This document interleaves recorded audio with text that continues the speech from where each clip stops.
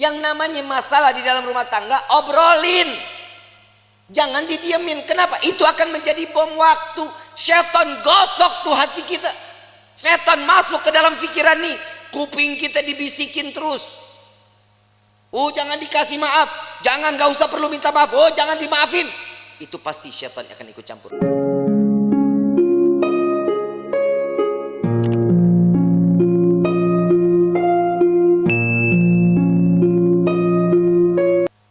Orang dulu beda sama orang sekarang. Kalau orang dulu mah ya Allah dapat rezeki berapa aja mah boleh, alhamdulillah. Istri sekarang banyak nuntut. Gaji kemarin sekian, kenapa sekarang sekian?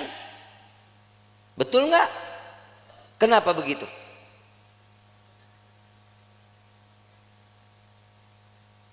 Urusan rezeki siapa yang kasih? Kenapa mintanya sama suami? Mintanya sama Allah, tapi doanya di samping suami. Ya Allah, berikan rezeki kami yang banyak lewat suami saya.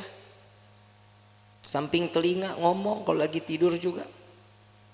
Ya Allah, lipstik beak.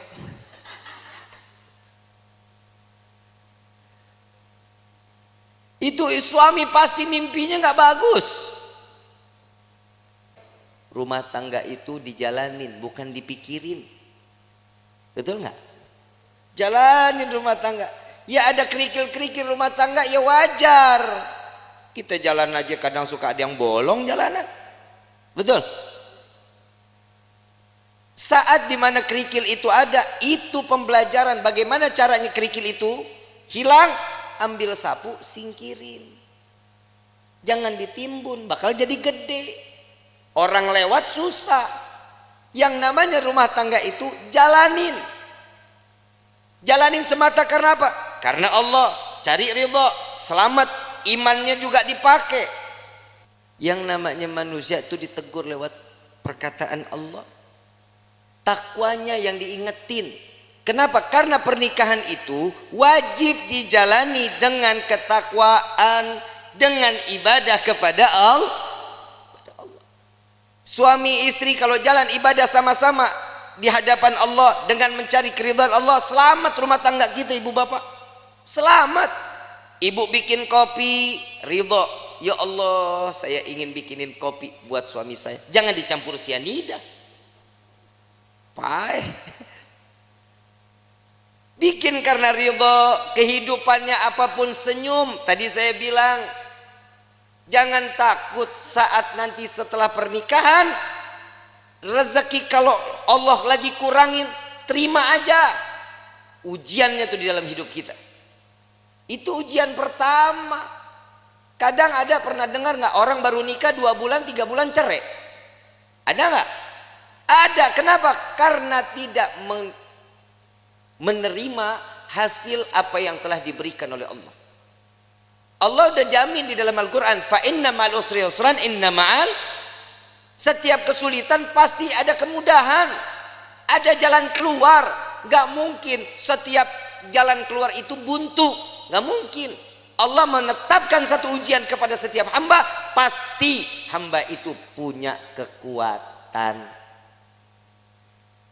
Allah gak jahat kayak kita. Kadang kita nyuruh orang seenak-enaknya, itu orang nggak mampu juga kita harus wajibin. Tapi kalau Allah memerintahkan kita karena tahu Allah ini manusia ini mampu, ini orang tahu cara jalan keluarnya, Allah kasih jalan keluarnya. Wa wajadaka dhalam fahada. Allah kasih petunjuk di dalam kehidupan. Ini ayat buat siapa? Nabi SAW. Saat Nabi berjumpa dengan 2 arah, harus kemana? Ke kanan kah? Lurus kah? Ke kiri kah? Kemana? Tapi Allah kasih petunjuk jalan. Makanya di dalam rumah tangga petunjuk itu wajib kita cari. Bagaimana caranya? Tahajud jangan ditinggalin.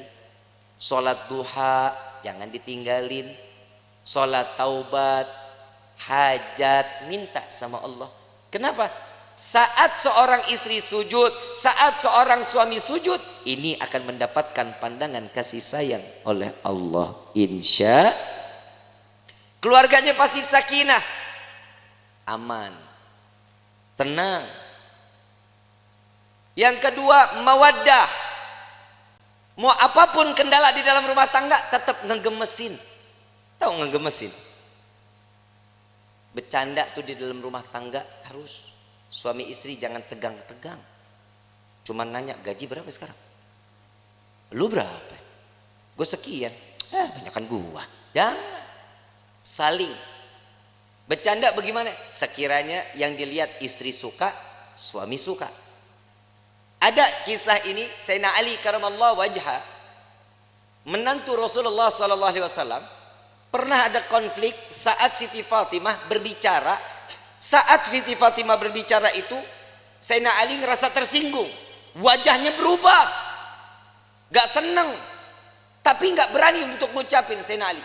Kenapa? Karena memandang, ya Allah ini anaknya Nabi. Saya marah, saya takut dosa. Enggak dibicarain, tapi masang wajah berubah. Siti Fatimah sadar, salah ucapan saya, minta maaf. Langsung minta maaf sama suami. Gak dijawab, keliling sambil nari-nari. Sambil nari-nari. Begitu selesai nari-nari, bikin lucuan, sampai Sayyidina Ali tertawa, senyum. Maka disitulah Siti Fatimah datang kepada Rasulullah sallallahu alaihi wasallam. Ya Rasulullah, tadi nih saya ngerasa ada salah bicara sama suami saya. Langsung mukanya berubah, Nabi ikut berubah. Belum selesai bicaranya Siti Fatimah, Nabi juga berubah. Kenapa? Hei, engkau tidak akan mendapatkan keridhaan Allah, engkau akan dilaknat oleh Allah.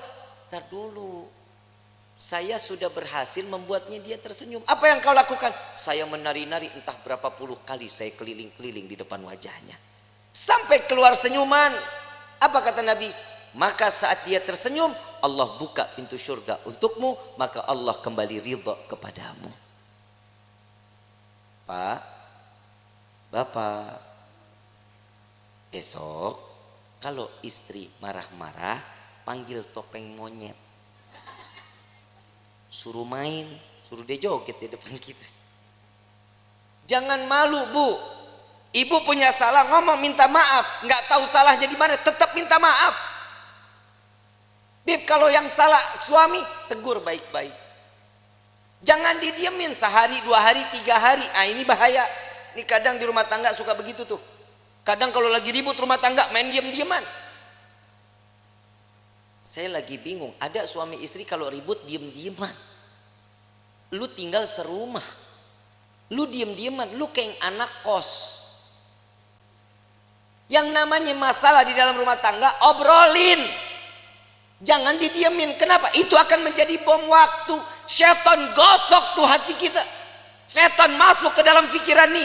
Kuping kita dibisikin terus. Jangan dikasih maaf. Jangan, gak usah perlu minta maaf. Jangan dimaafin. Itu pasti setan akan ikut campur. Kenapa? Setan gak bakal pernah terima ngelihat rumah tangga utuh karena cari ridha Allah. Syaitan gak bakal diam. Siti Hawa, Nabi Adam, romantisnya setengah mati. Romantisnya setengah mati. Laki-laki digoda karena siapa? Nabi Adam. Kita sampai hidup di dunia, Nabi Adam dirayu sama seorang istri yang bernama Siti Hawa. Coba ambil buahnya. Tapi Allah bilang, gak apa-apa, kan gak dimakan, dipegang aja. Dapat rayuan, Allah murka. Allah udah bilang jangan makan, jangan gak deketin aja, jangan.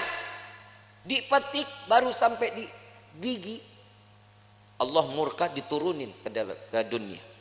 Coba kalau Nabi Adam gak makan, gak ngedeketin, kita hidup di sorga semuanya ini. Tapi kadang manusia suka nuntut macem-macem sama Allah. Kalau lu mau nuntut, nuntutnya Nabi Adam. Gara-gara Nabi Adam makan buah khuldi, kita jadi ada di walahar. Aturan kan kita di sorga semuanya ada. Gak capek-capek kerja, capek-capek nulis CV, ngajuin, kadang diterima, kadang kagak. S1 cleaning service. Kadang begitu. Kalau kita hidup di sorga kan nikmat, tapi inilah bagaimana kita bisa kembali ke dalam surga. Ujian dalam hidup itu yang membuat kita kuat di dalam iman kehadapan Allah. Suami mah perintahnya dikit, cuman ngasih nafkah yang halal, memberikan satu kebaikan, jangan mencontohkan suatu keburukan. Itu tugas suami. Istri pasar, masak, sajiin makanan, betul, ngurusin anak, rapihin rumah, betul, nyuci, ngepel, nyapu, nyetrika. Banyak nggak kerjaannya? Emang lu tugasnya. Terus fungsinya suami ringanin beban istrinya, itu suami.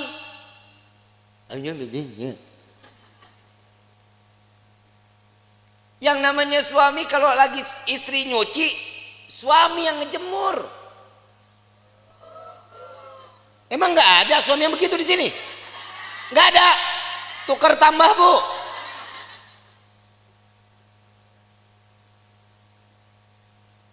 Suami angkatin jemuran, istri yang nyetrika. Nggak ada. Suami yang ke pasar, istri yang masak. Nggak ada. Ya derita lu dah. Ngeringanin beban istri itu salah satu pahala untuk suami. Minimal saat istri lelah, pundak kita berharga, Pak, buat istri. Saat istri mengadu, yang aku capek hari ini, sini saya. Sini. Gak ada yang begitu, gak ada. Berarti di dunia laki gue doang yang begitu tuh. Lah ngapa lu? Lah bini-bini gua. Ini fungsinya mawaddah, saling manja, gemesin. Tuh tingkah laku yang begitu aja ibu pada teriak. Kenapa? Gemes banget begitu. Yang ketiga, warahmah. Hibur kehidupannya dengan kasih sayang. Pegangan tangan, rahmat. Allah turunin kasih sayangnya, rontok dosa kecilnya, pandangan-pandangan mata, cintanya makin tumbuh. Tapi Pak, jujur kita jadi suami banyak ngedoain istri, istri belum tentu doain kita, Pak. Lah emang benar, Pak, boleh dipercaya mau enggak, Bapak ntar tidur pandangan-pandangan mata, yang namanya suami ngelihat istri, pasti di dalam hatinya, ya Allah, istri saya capek dari pagi sampai gini hari, belum ngurusin saya, belum apa-apa, ya Allah, kesian. Jadiin semuanya capeknya, lelahnya jadi nilai ibadah di hadapanmu, ya Allah. Itu suami doanya. Kalau istri ngelihat kita, Pak, lagi tidur pandang-pandangannya, elah laki gue begini banget, mana mata belok, hidung pesek, hitam, hidup lagi. Tuh istri begitu. Tapi ingat, Pak, semua apa yang dilakukan oleh seorang istri contoh dari suaminya. Bapak mau lihat istri wangi, Bapak juga tampil wangi dong. Ya, jangan tiap hari pakainya 1000 bunga, 1000 bunga, 1000 bunga. Istri juga enak pakai yang kerenan gitu. Hahaha. Betul kan, Bu? Tapi memang istri itu dituntut wajib wangi di depan suami.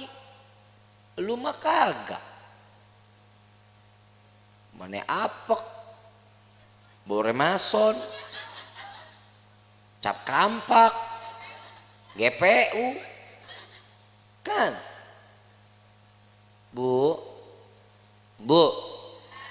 jangan dulu dah, Mayang aja. Mayang, ini kan malam pertama nih, Yusuf, iya. Ini dalam hatinya, Habib udahan ke.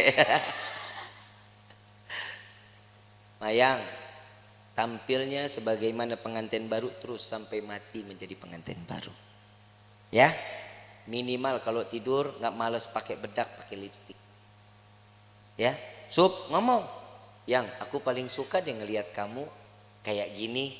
Puji, seorang istri itu paling seneng sup kalau dipuji. Yang hidung kamu tuh kayak baskom.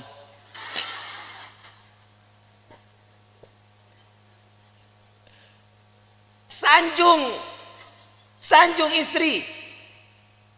Yang Nabi sering sanjung istri, disanjungkan sama Nabi kan. Disanjung Humairah yang pipinya kemerah-merahan. Bapak ngomong, nih dia masalahnya orang hitam legem. Mana merahnya? Ya minimal kan dipanggil manis kan bisa. Sweetie kan bisa. Jangan dipanggil Blacky. Jangan. Karena kasih sayang itu timbul juga dari panggilan. Jujur, Pak maaf, Bapak kalau dipanggil sia gahar nggak? Kesel nggak? Dibilang manehna? Kesel nggak? Saya ini seorang kepala rumah tangga, hargain saya. Coba kalau suami dipanggil sayang, besok uang jajan nambah, Bu. Dan laki-laki juga sadar diri, wajib ngasih tahu sama istri. Lihat Rasulullah nyanjung Siti Fatimah, Siti Aisyah saat lagi sholat. Siti Aisyah, Rasulullah lewat. Ya Allah, terima amal ibadah Aisyah. Ya Allah, ampuni dosa Aisyah. Ya Allah, masukkan Aisyah ke dalam surgamu. Doa di hadapan Siti Aisyah. Siti Aisyah lagi sholat. Begitu selesai sholat langsung kabur. Ya Rasulullah, tadi aku dengar engkau doakan aku. Iya ya Aisyah. Gimana perasaannya? Wah, senang. Begitulah caraku mendoakan umatku, kata Nabi Muhammad SAW. Ternyata doanya Nabi Muhammad tetap buat umat. Kebahagiaan siapa? Umat. Makanya orang yang menikah itu mencontoh sunnah Nabi Muhammad sallallahu alaihi wasallam. Makanya ibu, yang namanya suami nikah jangan banyak aturan. Suami mau nikah lagi, kasih. Emang apa? Perih. Lebih perih suami ngelihat lo cemberut mulu. Betul Pak? Pulang dari pagi sampai sore ngelihat istri udah begitu aja modelnya, dari mulai bangun tidur sampai sore begitu. Muka demek, rambut berminyak. Begitu dicium, ya Allah, bau kompor. Bu, mau suami betah di rumah mau? Yang rapi dong. Kelihatan suami bakal pulang kapan? Mandi, rapi, bersih. Saat ngadepin suami, suami pulang ngelihat istri cantik, ya Allah, itu capek ditinggal di pagar, Bu. Nggak diajak masuk capeknya. Mah, kemon. Nggak ada capek. Kalau ini sudah di rahmahnya ini kita jalanin, inilah yang namanya baiti jannati, rumahku surgaku.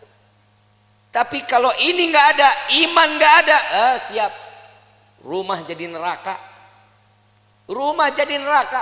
Ibu bapak romantis suami istri, anak ngelihat senang, anak pasti akan contoh kelak nantinya dia bersama suami atau istrinya akan sama sebagaimana rasa kasih sayang yang dicurahkan oleh pasangan ibu dan bapaknya.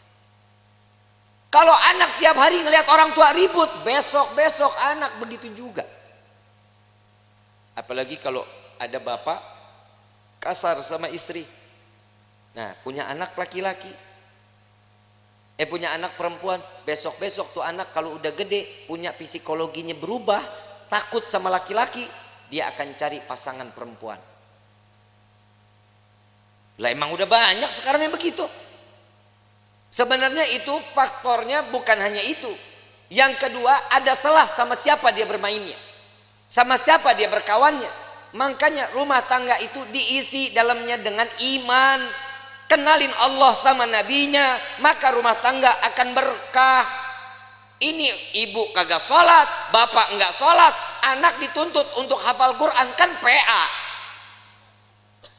Nah ibadah ya, jangan bikin ibu, bapak masuk ke dalam neraka. Nah, lu yang mau dinerakain. Kadang orang tua juga suka egois. Dia ngarepin ini anak bisa nyelamatin dia, sekarang hidupnya dia semau-maunya. Kasih kenal anak kepada Allah sama Nabi, itu yang bikin tenang. Bapak, ibu enak ibadah, ibu enak pengajian, anak terlepas rambutnya, kelihatan sama yang bukan mahramnya. Hati-hati, ini anak perempuan begini, cukup dengan satu helai bawa masuk 4 laki-laki ke dalam neraka jahanam. Bapaknya, pamannya, baik itu dari ibu atau dari bapak, suaminya, anak laki-lakinya. Jangan jadi aman.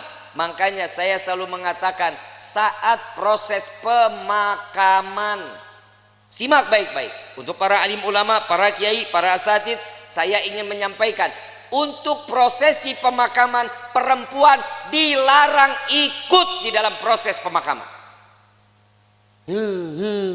Ngaji, makanya ngaji. Jujur kiai, jujur ustadz, ustadzah, benar. Ini yang masih menggunakan tradisi ini cuma para habaib sama syarifah. Sekarang proses pemakaman, saat keranda jenazah dibawa, perempuan ikut di belakang. Saat perempuan atau si jenazah ingin diproses masuk ke dalam liang lahat, perempuan pada ngejejer di dekat lubangnya. Hati-hati, yang namanya perempuan itu banyak larangannya. Tangan terbuka segini, ini aurat. Ibu yang ngebuka aurat, jenazah yang disiksa.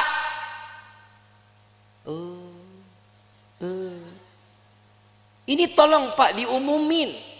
Pak Kepala Desa boleh bikin surat untuk setiap masjid sama musola. Perempuan dilarang ikut. Bib, ini ibu saya, bodoh amat. Habib, ini bapak saya, kumaha aing bae. Nggak boleh. Jangan. Kenapa? Ini akan menjadi satu siksaan. Selesai proses pemakaman, laki-laki keluar, perempuan mau silahkan mau ziarah, nggak dilarang. Tapi saat prosesnya jangan. Kenapa? Bikin repot. Belum nangis kayak orang gila. Bapak, ibu. Kalau suami yang meninggal nggak begitu nangisnya. Ya, jangan tinggalin saya. Buaya. Apalagi warisan banyak, senyum. Yang tenang ya yang. Mudah-mudahan diterima amal ibadahnya ya yang. Tuh kalau duitnya banyak. Ada laki-laki lihat, ini siapa nih yang nangis-nangis ngegerung-gerung? Oh, ini istrinya. Jandanya boleh juga nih. Ajang jodoh di depan pemakaman. Hati-hati ya. Kiai, Ustadz, tolong ini diumumkan di setiap majlis-majlis ta'lim. Ya Bu ya. Ya Bu. Ibu sayang nggak sama jenazah? Mau dia saudara, mau dia adik, mau dia siapa, biarin. Yang urus biar orang yang mahramnya, laki-laki. Emang ibu ikut gali kubur? Ibu ikut nguruk? Ibu ikut ngapain? Nontonin aja Habib. Emang perempuan tuh banyak keponya. Entar tuh dia di atas makam, nanya, itu diapain? Tuh jenazah bisa jawab, kamu nanya.